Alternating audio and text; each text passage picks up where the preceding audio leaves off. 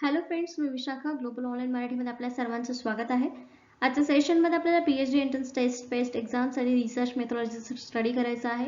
MCQ practice आपण करत आहोत. जसं की आपण आधी थिअरी बघितली होती, आता थोडे MCQ प्रॅक्टिस करत आहोत आणि न्यू बॅच स्टार्ट होते 26 मे पासून, म्हणजे परवापासून न्यू बॅच स्टार्ट होते PhD एंट्रन्स टेस्ट पेड एक्झामच्या प्रिपरेशनसाठी. सो आपण तेव्हापासून परत एकदा थिअरी स्टार्ट करणार आहोत. So let start with the today's session with MCQ practice. Session start करण्यापूर्वी एक इम्पॉर्टंट सूचना किंवा संधी आहे त्या स्टुडंटसाठी जे स्टुडंट्स यावर्षीची एक्झाम टार्गेट करत आहेत, PhD एंट्रन्स एक्झाम टार्गेट करणाऱ्या स्टुडंट्ससाठी. जसं की आपल्याला माहिती आहे 50% सिलेबस हा पूर्णपणे रिसर्च मेथॉलॉजीवर असतो कुठल्याही पेट एक्झामसाठी.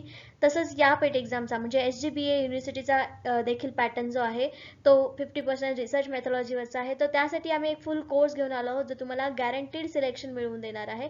या फुल कोर्समध्ये आम्ही तुम्हाला मिळवून देणार आहे संपूर्ण अभ्यासक्रम, मॉक टेस्ट, संपूर्ण अभ्यासक्रमावरील notes, video lectures plus live lectures, त्याच्यानंतर 1500 प्लस MCQ PDF सरावासाठी. सराव सगळ्यात आवश्यक असतो तुमचा स्टडी झाल्यानंतर, त्यासाठी ही PDF देखील त्याच्यामध्ये इन्क्लूड करण्यात आलेली आहे. या फुल कोर्सची फीस आहे 699 रुपये आणि इकडे दिलेल्या व्हॉट्सअप नंबरवरती मेसेज करून लगेचच तुम्ही कोर्सला जॉईन होऊ शकता आणि आपल्या प्रिपरेशनला स्टार्ट करू शकता without any hesitation. So let's start with the session. आजचा आपला पहिला प्रश्न आहे, basic research is also known as. Basic संशोधनला असेही म्हटले जाते. बेसिक म्हणजे काय तर बेस रिसर्च जो आहे त्याला आपण काय म्हणू शकतो. ऑप्शन्स आहेत अप्लाइड रिसर्च, उपयोजित संशोधन, फंडामेंटल रिसर्च, मूलभूत संशोधन, डिस्क्रिप्टिव्ह रिसर्च, वर्णनात्मक संशोधन, ॲनालिटिकल रिसर्च म्हणजे विश्लेषणात्मक संशोधन. या ऑप्शन्सपैकी करेक्ट ऑप्शन आपलं काय असणार आहे तर बी, फंडामेंटल रिसर्च, मूलभूत संशोधन. बेस आणि मूलभूत या दोन गोष्टी सेम आहेत. मग आपल्याला इथे करेक्ट आन्सर जे मिळायला पाहिजे त्यासाठी खूप वेळही नाही लागला पाहिजे आणि कन्फ्युजनही नाही झालं पाहिजे. पण आपल्याला हेही लक्षात असलं पाहिजे की बेसिक रिसर्चला फंडामेंटल रिसर्च म्हणतात, सोबतच त्याला प्युअर रिसर्च असं देखील म्हणतात. तर त्याचं का म्हणतात ते बघूया. फंडामेंटल रिसर्च और अकॅडमिक रिसर्च म्हणजे शैक्षणिक रिसर्च जो आहे तो मूलभूत रिसर्च असतो. Experimental or theoretical works mainly performed to obtain new knowledge on the basics of observable phenomena or facts. Experimental आणि थेरोटिकल जे वर्क्स असतं, काम असतं आपलं, ते मेनली कशासाठी काम करत असतो आपण की नॉलेज घेण्यासाठी, नवीन माहिती मिळवण्यासाठी, किंवा जे काही बेसिक तथ्य आहेत किंवा बेसिक सत्य आहेत ते आपल्याला जाणून घेण्यासाठी किंवा त्याच्याबद्दल नवीन काय फॅक्ट्स आहेत ते जाणून घेण्यासाठी.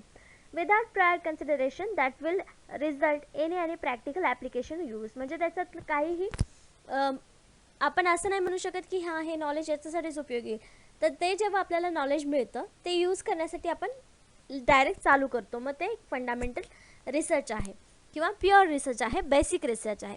Example of basic research in psychology might include. म्हणजे इथे आपल्याला एक उदाहरण दाखवलेलं आहे की सायकोलॉजीमध्ये बेसिक रिसर्च काय असू शकतो. An investigation looking at whether stress level influence how often students engage in academic cheating.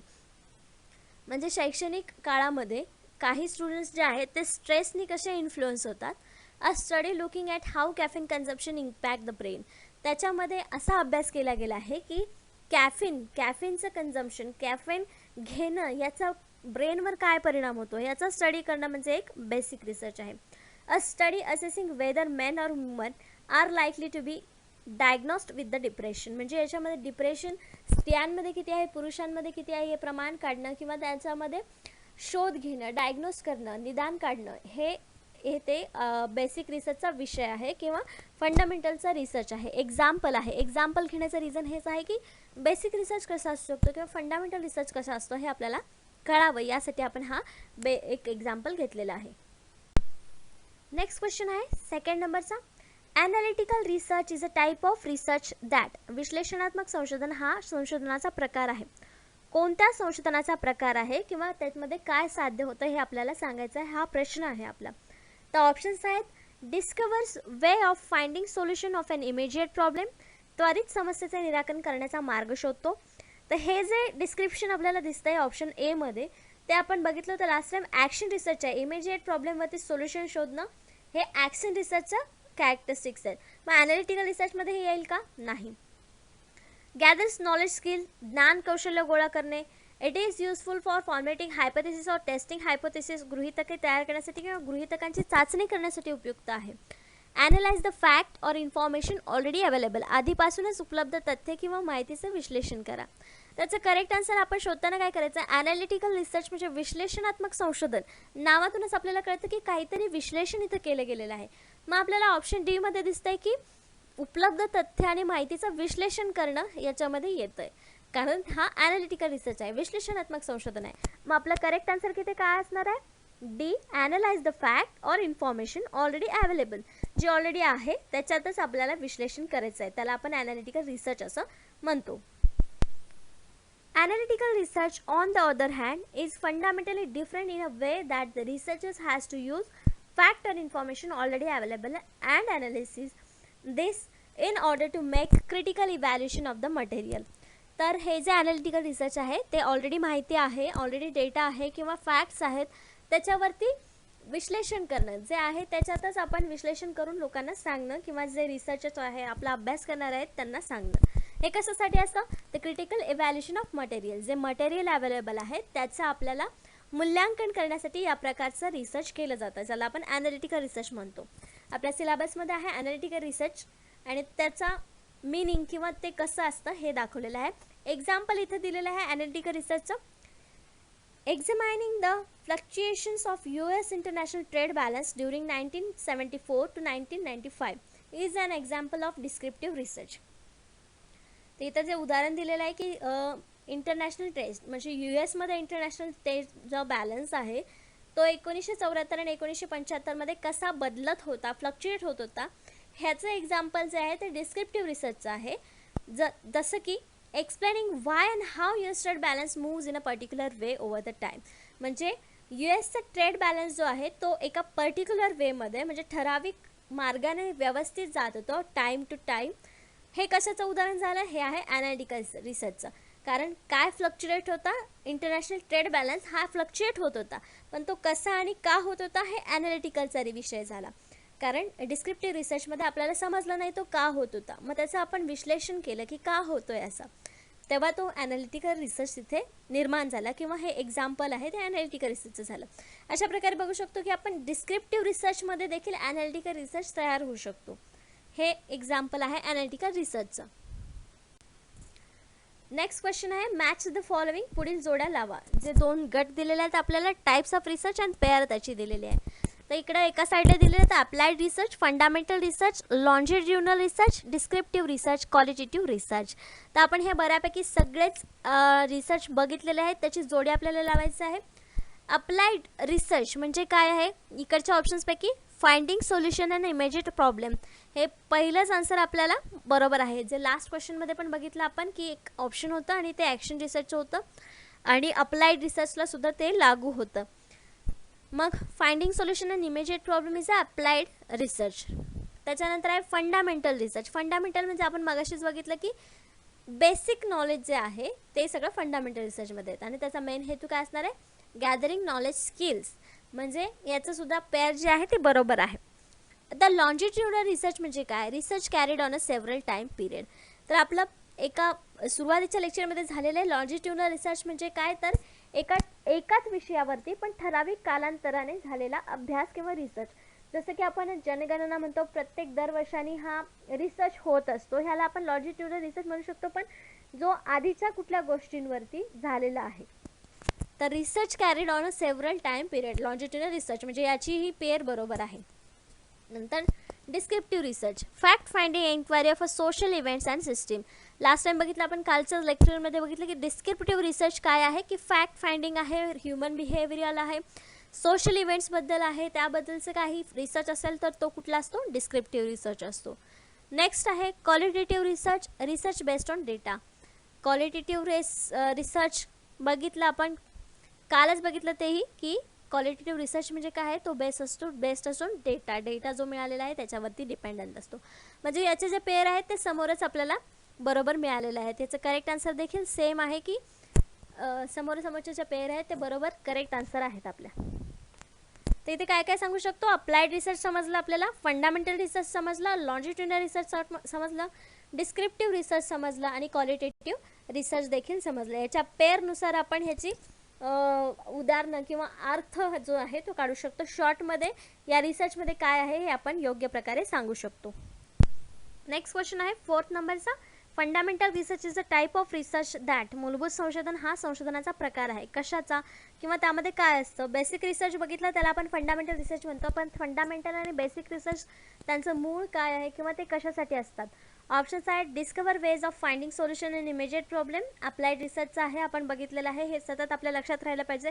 झोपेत जरी आपण बघितलं हे स्टेटमेंट तेव्हा ते कुठल्या रिसर्चचं आहे ते आपण सांगितलं पाहिजे किंवा ते त्या रिसर्चचं वैशिष्ट्य आहे हे आपल्याला माहिती पाहिजे. गॅदर्स नॉलेज स्किल, ज्ञान कौशल्य गोळा करणे. It is useful for formatting hypothesis और testing hypothesis. None of the above, वरीलपैकी काहीही नाही. डी तर ऑप्शन नसणार आहे. यामध्ये करेक्ट आन्सर आहे आपलं, कारण बेसिक रिसर्च आणि फंडामेंटल रिसर्चमध्ये आपण काय करतो तर नॉलेज जमा करत असतो, नॉलेज स्किल आपण जमा करत असतो. मग आपला करेक्ट आन्सर इथे काय येणार आहे?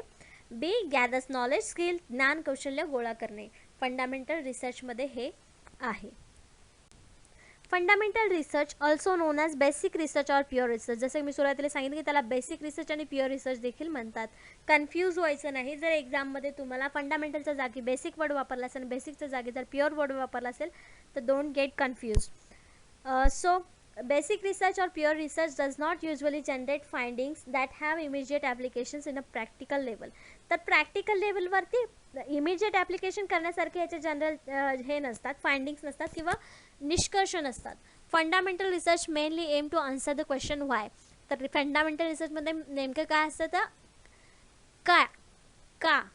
का या प्रश्नाचा आन्सर त्याच्यामध्ये असतो. कुठलाही आपला प्रश्न असेल किंवा आपला जर प्रॉब्लेम समोर असेल त्याला जर आपण का ने प्रश्न विचारला तर तो फंडामेंटल रिसर्चचा प्रॉब्लेम होईल, क्वेश्चन होईल. What or how they tend to contribute the pool of fundamental knowledge in the research area. Why सोबतच व्हॉट, हाऊ हे सुद्धा क्वेश्चन्स जे आहेत ते फंडामेंटल नॉलेज मिळण्याचे एरिया आहेत, रिसर्चचे एरिया आहेत असं आपण सांगू शकतो. उदाहरणार्थ आपण असं घेऊ शकतो की पाणी किती वेळानंतर कोणत्या डिग्रीला उकळलं जातं, का उकळलं जातं, हे जे प्रश्न आहेत ते फंडामेंटल रिसर्चचे आहेत. 100 डिग्री सेल्सिअसला पाणी तापल्यानंतर उकळतं, मग हे जे निष्कर्ष निघणार आपला तो फंडामेंटल रिसर्चचा विषय असणार आहे. नेक्स्ट क्वेश्चन आहे 5th नंबरचा. रिसर्च रिलेटेड टू अब्स्ट्रॅक्ट आयडियाज और कन्सेप्ट इज. मूर्त कल्पना किंवा संकल्पनाशी संबंधित संशोधन आहे.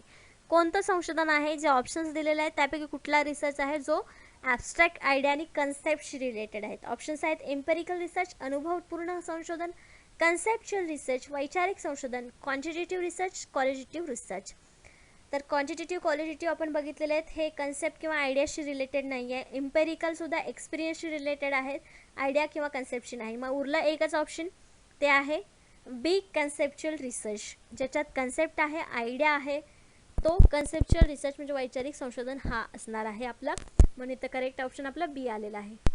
Conceptual research is defined as methodology wherein research is conducted by observing or analyzing already present information on the given topic.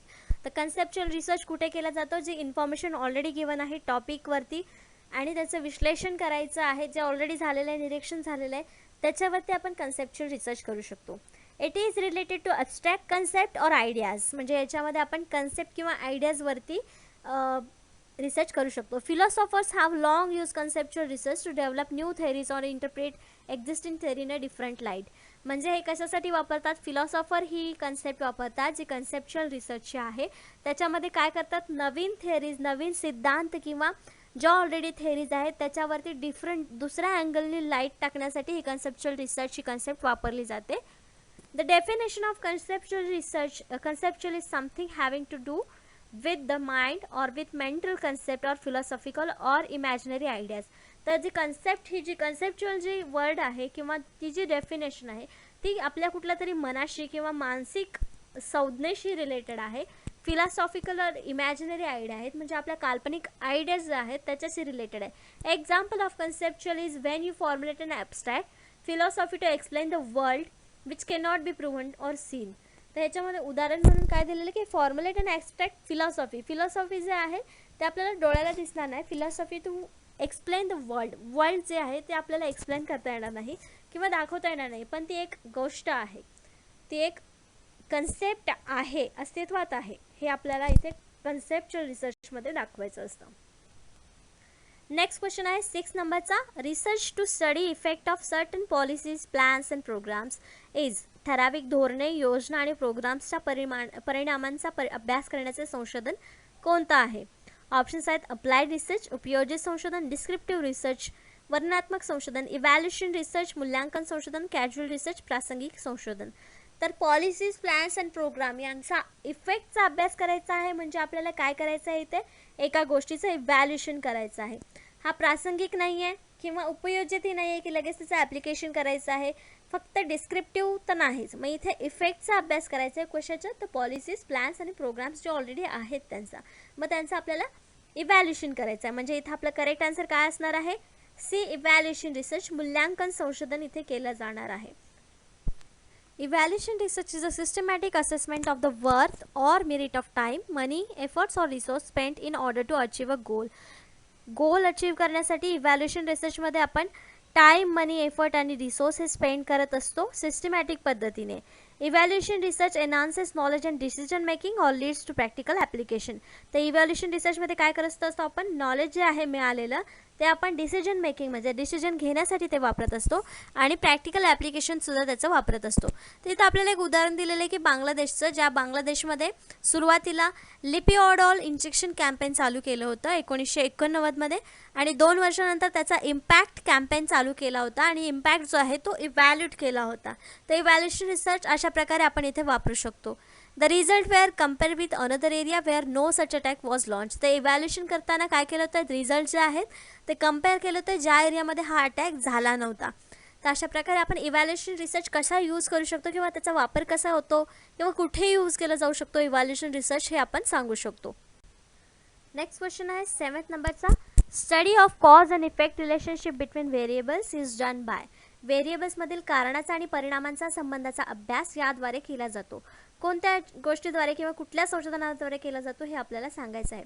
Options आहेत कॅज्युअल रिसर्च, प्रासंगिक संशोधन, एम्पिरिकल रिसर्च, अनुभवजन्य संशोधन, एक्सप्लेनेटरी रिसर्च, स्पष्टीकरणात्मक संशोधन, लॉन्जिट्युडनल रिसर्च, रेखांशाचं संशोधन.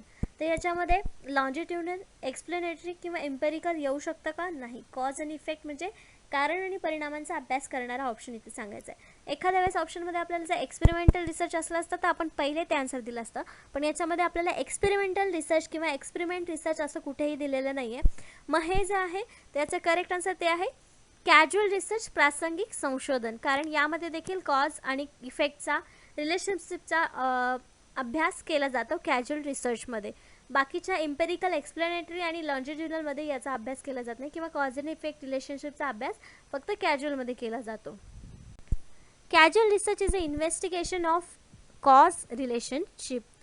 कॅज्युअल रिसर्चमध्ये काय केलं जातं की तपासणी केली जाते की कारण याचे काय आहे. To determine causality, variation in the variables presume to influence the difference in another variables. जे व्हेरिएबल्स आहेत त्याच्यातल्या जे काही कॅज्युअलिटी आहे, व्हेरिएशन्स आहेत ते इन्फ्लुएन्स केले जातात त्याच्या डिफरन्सने. Must be detected and then the variations from other variables must be calculated. हे ओळखले जातात, व्हेरिएबल्स वेगळे आहेत आणि त्याच्यानंतर मग ते कॅल्क्युलेट केले जातात कॅज्युअल रिसर्चमध्ये. तर ऑप्शन म्हणजे काय, कॅज्युअल रिसर्चचा विषय किंवा सब्जेक्ट किंवा क्वेश्चन काय असू शकतात. एक्झाम्पल आहे will consumer buy my products in a blue package, which of the advertising campaign will be more effective. असे जे क्वेश्चन्स असतात किंवा असे जे रिसर्चचे विषय असतात ते कॅज्युअल रिसर्चचे असतात. कॅज्युअल क्वेश्चन्स आहेत पण ते आपल्याला रिसर्चेस क्वेश्चन्स आहेत असं आपण म्हणू शकतो. म्हणून हा कॅज्युअल रिसर्च काय आहे किंवा त्याचं एक्झाम्पल आपण बघितलं आहे. नेक्स्ट क्वेश्चन आहे 8 नंबरचा, which of the following in example of interdisciplinary field. आंतरविषयक क्षेत्राचे उदाहरण खालीलपैकी कोणते आहे. तर इंटरडिसिप्लिनरी फील्ड म्हणजे काय आहे की 2 विषय जेव्हा एकत्र येऊन एक रिसर्चसाठी त्याचा उपयोग केला जातो तेव्हा त्याला इंटरडिसिप्लिनरी रिसर्च किंवा फील्ड असं म्हणतो. म्हणजे उदाहरणार्थ उदाहरण असं घेऊ शकतो आपण की इकॉनॉमिक्स आणि कॉमर्स दोन्हीचा एक विषय आहे जो मॅनेजमेंट आहे, दोन्हीकडे त्याचा उपयोग केला जातो. मग मॅनेजमेंट हा जो विषय आहे तो इंटरडिसिप्लिनरी फील्डचा आहे किंवा इंटरडिसिप्लिनरी रिसर्चचा विषय आहे. तर आता उदाहरणं दिलेली आहेत खाली, त्याच्यापैकी इंटरडिसिप्लिनरी फील्ड कोणती आहे ते आपल्याला सांगायचं आहे. ऑप्शन्स आहेत American studies, history, physics, anthropology. तर अँथ्रोपॉलॉजी म्हणजे मानववंशशास्त्राचा अभ्यास केला जातो. फिजिक्स म्हणजे भौतिकशास्त्राचा अभ्यास आहे. जो सायन्सशी निगडीत आहे, आणि हिस्ट्रीमध्ये इतिहासाचं केलं जातं. अमेरिकन स्टडीजमध्ये त्यामध्ये वेगवेगळ्या व्हरायटीज असू शकतात, त्या स्टडीजमध्ये वेगवेगळे विषय असू शकतात. मग आपलं करेक्ट आन्सर देखील इथे काय असणार आहे? ए, अमेरिकन स्टडीज. अमेरिकन अभ्यास जो आहे हा एक्झाम्पल आहे इंटरडिसिप्लिनरी फील्डचा, कारण याच्यामध्ये बरेच व्हरायटी असतात. आपण काय विचार केला किंवा आपण काय सांगितलं की जेव्हा दोन विषय किंवा दोन विषय सब्जेक्ट रिसर्चचे किंवा आपले मेन सोशल सब्जेक्ट जे आहे, सोशल विषय जे आहेत ते एकत्र येऊन जेव्हा रिसर्च केला जातो तेव्हा तो इंटरडिसिप्लिनरी असतो. मग इथे आपल्याला सरळ सरळ अमेरिकन स्टडीज दिलेला आहे, म्हणजे त्याच्यामध्ये वेगवेगळ्या स्टडीज असणार, विषय देखील वेगवेगळे असणार, म्हणून आपला करेक्ट आन्सर इथं ए आलेला आहे. American studies an interdisciplinary field that studies American culture and the identities that this culture creates, from examining system of operations, hierarchies and social labels to critique how we think and place media and music. त्याच्यामध्ये जसं आपण म्हटलं की हा interdisciplinary विषयाचा फील्डचा विषय आहे, कारण याच्यामध्ये अमेरिकन कल्चर आहे, आयडेंटिटीज आहेत, क्रिएट्स आहेत की कसं कल्चर तयार झालं, सिस्टीम्स आहेत वेगवेगळ्या, हराचे आहेत, सोशल लेबल्स आहेत, क्रिटिक आहेत, प्लेसेस आहेत, मीडिया, म्युझिक, ह्या सगळ्यांचा अभ्यास या अमेरिकन स्टडीमध्ये केला जातो, म्हणून हा इंटरडिसिप्लिनरी फील्डचा विषय आहे.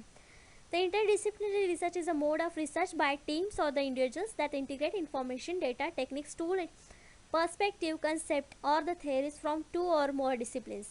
जसं की मी सांगितलं, इंटरडिसिप्लिनरी रिसर्च काय आहे? मोड आहे रिसर्चचा, ज्याच्यामध्ये टीम्स किंवा इंडिव्हिज्युअल म्हणजे व्यक्तिगत व्यक्तीसुद्धा माहिती, डेटा, तंत्र, टूल, पर्स्पेक्टिव्ह, कन्सेप्ट या सगळ्याचा वापर करून हे करू शकतात, पण दोन किंवा त्यापेक्षा अधिक डिसिप्लिन्स और bodies of specialised knowledge to advance. Fundamental understanding और to solve problems whose solution are beyond the, म्हणजे जे सोल्युशन्स किंवा फंडामेंटल अंडरस्टँडिंग मूलभूत समज जे आहेत किंवा प्रॉब्लेम्स जे आहेत ते सोडवण्यासाठी या प्रकारचा फील्ड रिसर्च किंवा या प्रकारचा रिसर्च केलं जातं, म्हणजे त्याच्यावरती उपाय शोधण्यासाठी किंवा रिसर्च मध्ये त्यावरती स्कीम्स काढण्यासाठी हे प्रकारचे रिसर्च केले जातात, इंटरडिसिप्लिनरी रिसर्च. नेक्स्ट आहे 9th नंबरचा question. Operations research approach is dash dash. Operation रिसर्चचा दृष्टिकोन डॅश डॅश आहे. कोणता आहे? तर ऑप्शन्स आहेत multidisciplinary, scientific, intuitive, collect essential data, आवश्यक डेटा गोळा करा. त्याचा दृष्टिकोन जो आहे याचा करेक्ट आन्सर आहे ए, मल्टीडिसिप्लिनरी, बहुशिस्तीचा. याचं एक्सप्लेनेशन आपण बघूयात. Operation research is an analytical method of problem solving and decision making. जर ऑपरेशन रिसर्च काय आहे सुरुवातीला कळायला पाहिजे आपल्याला, ती एक ॲनालिटिकल मेथड आहे, विश्लेषणात्मक मेथड आहे प्रॉब्लेम सॉल्व्ह करण्याची आणि डिसिजन घेण्यासाठी, डिसिजन मेकिंगसाठीची. That is useful in management of organisation. एखाद्या ऑर्गनायझेशन संस्थेमध्ये मॅनेजमेंटसाठीही युजफुल ठरते. In operation research problems are broken down into basic components and solve in defined steps by mathematical analysis. तर जे काय मोठे मोठे ह्याच्यामध्ये ऑर्गनायझेशनमध्ये हे प्रॉब्लेम्स जे आहेत ते छोट्या छोट्या बेसिक कंपोनंट्समध्ये तुकडे केले जातात आणि त्यावरती मग डिफाईन करून त्याचं व्यवस्थित मूळ शोधून स्टेप बाय स्टेप मॅथमॅटिकल विश्लेषण त्याचं केलं जातं आणि त्यावर मग डिसिजन घेतला जातो. हे अशा प्रकारे ऑपरेशन रिसर्च केला जातो. For instance, each car has distance from potential customers. तर उदाहरण काय दिलेलं आहे की प्रत्येक कारला एक डिस्टन्स असतं पोटेन्शियल कस्टमरसाठी. Driver can drive only for so many hours a day. जे ड्रायव्हर्स जे आहेत ते कितीही वेळ कार चालू शकतात, दिवसातले कितीही तास ते गाडी चालू शकतात. Each road has a speed limit, each car has a maximum number of passenger it can take. म्हणजे प्रत्येक रोडला सुद्धा लिमिट आहे स्पीडची आणि नंबर पॅसेंजरची पण लिमिट आहे प्रत्येक कारला. This is the most common example of operation research. याच्यामध्ये आपल्याला सांगितलेलं आहे कार आहे, कारच्या प्रत्येक कस्टमरसाठी वेगळं म्हणजे पोटेन्शियल असतं, ड्रायव्हरचा कितीही वेळ गाडी चालू शकतो पण प्रत्येक गाडीची लिमिट आहे. तसंच हे ऑपरेशनल रिसर्च आहे असं आपण एक्झाम्पल हे सांगू शकतो, कॉमन रिझल्ट एक्झाम्पल देऊ शकतो ऑपरेशन रिसर्चचं हे. तर मल्टीडिसिप्लिनरी अप्रोच आहे हा, पण तो काय आहे? Multidisciplinary approach means that knowledge of several disciplines are used in a given problem. जो प्रॉब्लेम आपल्याला मिळालेला आहे, दिलेला आहे, त्याच्यामध्ये खूप सारे डिसिप्लिन्स वापरले जातात. इंटरडिसिप्लिनरीमध्ये 2 किंवा त्याच्यापेक्षा अधिक असतात, ह्याच्यामध्ये तर सेव्हरल डिसिप्लिन्स इथे यूज केलेले असतात. And are supplementary to one another, त्यामध्ये एकमेकांना ते सप्लिमेंटरी असतात, म्हणजे ह्याला ते आवश्यक असतं त्याला ते आवश्यक असतं, म्हणून असे भरपूर सारे डिसिप्लिन्स त्याच्यामध्ये आपण यूज केलेले असतात.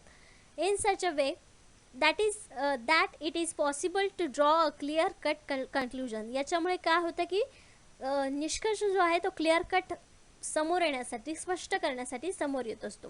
Free from being branded as a isolated और पार्शल वन. तर ह्याच्यामध्ये एवढं सगळं आपण डिसिप्लिन्स यूज करणार आहेत म्हटल्यावरती याच्यामध्ये बायस होणं शक्य नाही, पार्शल होणं शक्य नाही, आयसोलेट होणं शक्य नाही. म्हणजे सगळ्यांचं मिळून आपल्याला एक चांगला निष्कर्ष, चांगला रिझल्ट आपल्याला समोर येतो मल्टीडिसिप्लिनरी अप्रोचमध्ये, मल्टीडिसिप्लिनरी रिसर्चमध्ये. नेक्स्ट क्वेश्चन आहे 10th नंबरचा. A style of research that draws from 2 or more academic disciplines is known as what? 2 किंवा अधिक शैक्षणिक शाखांमधून मिळणाऱ्या संशोधनाची शैली कशासाठी ओळखली जाते? एक प्रश्न गेला आपला, ज्याच्यामध्ये आपण बघितलं होतं की दिलेल्या उदाहरणांपैकी इंटरडिसिप्लिनरी फील्ड कुठली आहे.